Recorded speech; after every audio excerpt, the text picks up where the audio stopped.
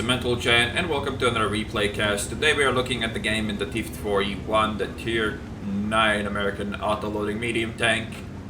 Playing on airfield with pretty good matchmaking, one of the only tier 9s, plus our team has more tier 9s, so things are looking good for us at the start of the game. I also got the good spawn, which is rather important in a slow medium tank like this. It means that I can commit to the pocket position that I usually do right from the start without really having to worry about getting caught in the crossing there. But let's talk about the T54E1 a bit. So I've done a review of it. I'm not sure how old it is, but the biggest downfall of this tank is the lack of penetration and a rather poor aiming time. It has a really good DPM for a tier 9 medium autoloader like this, but at the same time the gun just doesn't perform a lot of the time like here. I mean, I should have aimed this fully because I had the kill there pretty much. If I didn't play like a wanker, I would have actually killed him there, but I got a bit greedy and shot too fast. It's something you need to get used to when you play this tank. You really want to aim this gun as much as you can before shooting because it really has some potato aiming time when you don't.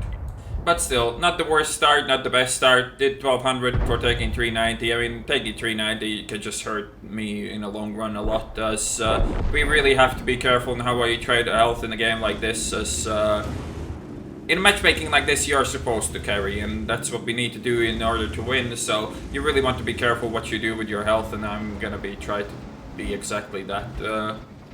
This position on airfield has always been one of my favorite positions to play on this map. It's a really safe position for Marty for the most part, and in general you don't really get punished here by a lot of things, so in general this position works reasonably well. You don't want to be too aggressive like I am here, like you could get shot by some really camping TDs, but I mean, I do have the autoloader, might as well use it, right? Do get to clip that one alright as well. Another 3-shot clip there. Could have hit all 4, but yay, let's bounce the side of the Black Prince, because why not, right? But we're doing reasonably well. 2.3k damage for 390 taken looks already more like it, more like what you want to see in a tank like this in general. Now, I mean, the positioning in our team looks reasonably well. We have a solid control over this side of the map. The Yak Tiger might be a bit of an issue, but it's a really awkward tank for me to shoot on. I'm still gonna go for it because the T10 is getting shot already anyways, so I only need to pen 2. The T10 fucks off when I take the first shot, he bounces it off, and now I'm just gonna miss every shot. I switch my targets really quickly to put one into the SD1, but I take one Yak Tiger shot in return, and I'm gonna take another one. This is kind of greedy, and I missed the shot as well, so that was a first really bad mag in this game, and it really showed as well. We lost like, what, 500 health or close to that for only doing like 800 damage, so that was rather poor. And now the Love is pushing and nobody gives a fuck to stop him. The Oni is doing fuck knows what, and I don't even know how the fuck is the Love allowed to do this. We are still somehow in the lead, but it really doesn't look like it. The 34-second reload of this tank really can hurt when people like that are shooting you. But then again, it's the gun of the light tank there that really could mean all the difference for me, and now when I'm loaded it's not really all that tricky for me to kill the Lobe. Sadly our light tanks decide to play like morons, and now we're actually losing for the first time in this game. Gonna have to try to catch the Lobe out. Here's gonna be a pretty easy shot, as you can see, and he doesn't even pen me back, and now I played like an absolute moron. That was the easiest wait for him to repair the track in history, but I didn't. For some reason I thought he wouldn't use the repair kit, but he doesn't pen me once again, which is nice for me, and now the Bulldog comes in, and I need to shoot the Bulldog, because I can't just wait for the Lobe for the entire rest of my life, and it kind of sucks, but not really much we can do. I guess if I didn't shoot the last shot, the Lobe wouldn't have peaked and the Bulldog would have just kept shooting me, so it's fine as it is. I really need that Lobe to die, and hopefully the light tank takes care of that, and he does, so we're in much better shape than we just were with the light tank dying, and now they can't really push into us either because of the 2 Arties and the TD camping, so this position is reasonably safe for us. And now the T25-2, I don't even know what the fuck he's doing, but we're gonna not be able to reload here in time. The aiming time on this tank is kind of on par now with the 57 heavy, as you can see. Like, it takes days to aim this gun now. The old T57 was much better at taking shots like this, but they balanced it out. That's fine, they should have as well. So I mean, now it's kind of tricky with that T25. I mean, he's not really the most dangerous tank in history. He does pen me, which puts me really close to a one-shot for a 440 gun of the T10, but we still had to make that shot, and the aiming time of this gun just prevented me from getting a better trade there. Now we have 3 shots, we're not going to go for a reload, that would be way too greedy. Well, not even greedy, it would be just not very correct as a play. The MX-30 is on the other side. He should be able to do quite a lot of damage from that side, and hopefully he will before he gets fucking shit on by artillery, because that's likely to happen as well. I think gets killed by Artie, which also should serve our team really well. And our WZ is playing the middle now, so we kind of have them pinched in. So this looks like a pretty easy win from this point on, unless something really radical happens. The SD1 should get shot in the side by the WZ, but it seems that he's not even going for it. I might just peek out here and shoot him. I like that camo though. He turns away in a really bad moment for him, and we actually do pick him up with 2 shots. But our MX-30 dies, and our WZ111 dies as well, so this game, from a reasonably good chance for us to win, just became absolutely terrible. I mean, we still could win this easily. There's not like it's not like we are losing this necessarily, but it's really hard to do any kind of pressure in these kind of games when there's 2 Arties still alive. So we just need to chill, reload, wait for and see what happens and what the enemy team does. Our only teammate that's not Artie is a pretty bad player, to say the least. You could also say he's absolutely terrible, and that wouldn't really be a lie. But we do get to spot the T10 here. Gonna fuck off as fast as I can so the Borsig doesn't get the shot in me, which is obviously really important. And now, I mean, I could try to make some plays. It's really hard to justify anything at this point, because 2 Arties just instantly ruined this for me. I could take the T10 shot and kill him, but obviously if the Borsig is anywhere near, Borsig is gonna one-shot me no matter what, pretty much here.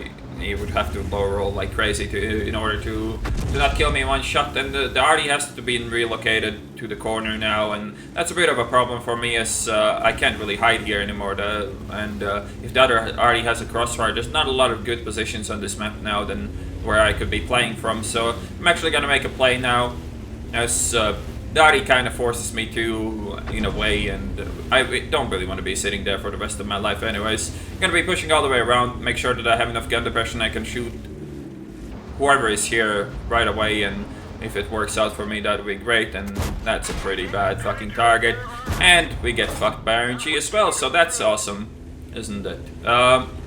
Obviously, if I penned one of those shots, this would have been pretty much the game. These 2 bounces from the strong Russian armor meant that this game is gonna be extremely hard to win from this point on, and the Artie misses me, and I actually managed to spot him, which is nice, and we can easily get the kill here, and we do exactly that. The Stuart Mill, as I said, not a very good player. We're not even gonna bother to support him. The Borsig is gonna be waiting to shoot the top, and the Artie is just gonna shit on him if the T10 doesn't. So it's not really a big deal for us at all, and we're just gonna be going around and seeing what we can do from the other side, as the Stuart Mill is already dead. There's nothing we can do to help him either. But as I said, that clip that I just failed on the T10, the 2 shots that bounced, that was literally the game right there. The Borsig gets also spotted, which is good for us. We know where both of them are. We still need to play really cautiously. I could make some radical plays now, like trying to move across to the middle of the map, but the middle of the map is quite problematic with Artie, so I'd rather stay here, maybe catch out the Borsig if he tries to push. But yeah, if he didn't fuck up both of those shots on the T10, he would have been dead by now, because Artie did hit him, and we only needed 1 shot there. And now the Borsig goes forwards, and we will be able to punish him. There's no way he's really going to respond to that in time. So now I have 2 shots left. I could go for a reload, I could stay on these 2 shots. I mean, the Artie kinda is going for it, and I don't really need all 4 shots to kill the T10. I mean, I'm never going to shoot him 4 times before he kills me, and I don't need 4 shots. 1 is enough if I just aim it correctly. So no point really going for a reload here, and Artie seems to be going for, well, the GB Panther seems to be closing in, at least remotely, so we should wait around and see what our team does before we decide to go for a reload or not, because we really don't want to go for a reload if our Artie goes ham on the T10, and it seems to be exactly what he is doing. So we'll probably need to push up on the second hill and try to support him and kill the T10 if that's what it comes to.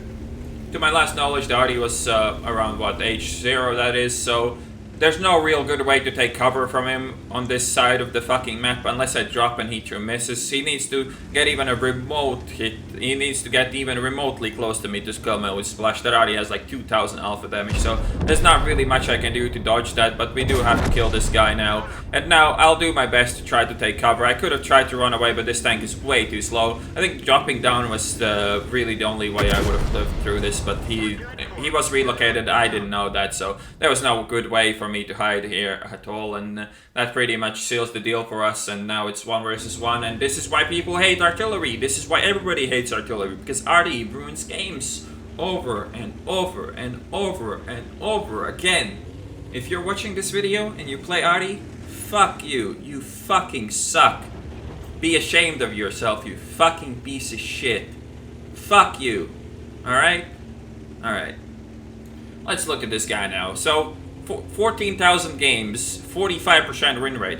I wonder why. Well, I guess let's find out why. I mean, the enemy arty player is kind of new to the game. He had only like, what, 4K games, and he's also terrible, like 48%, and he plays arty, so fuck that guy as well. He fucking sucks. But, if you have 44 or 5% win rate in 14,000 battles, you're doing something severely wrong. And let's find out what this guy does severely wrong.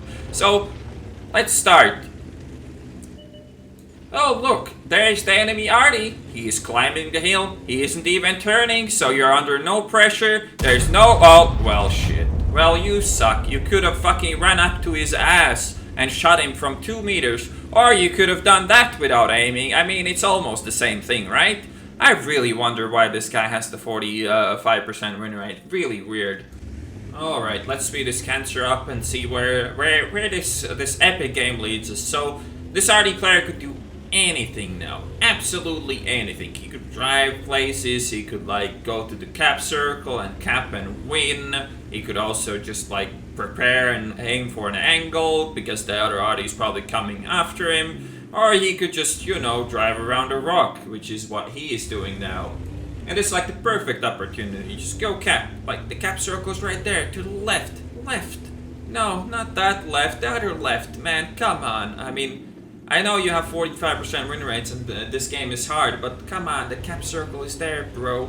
And I even wrongly spelled that as well and tried to explain this to him. And now he spots the arty. The enemy arty spots him.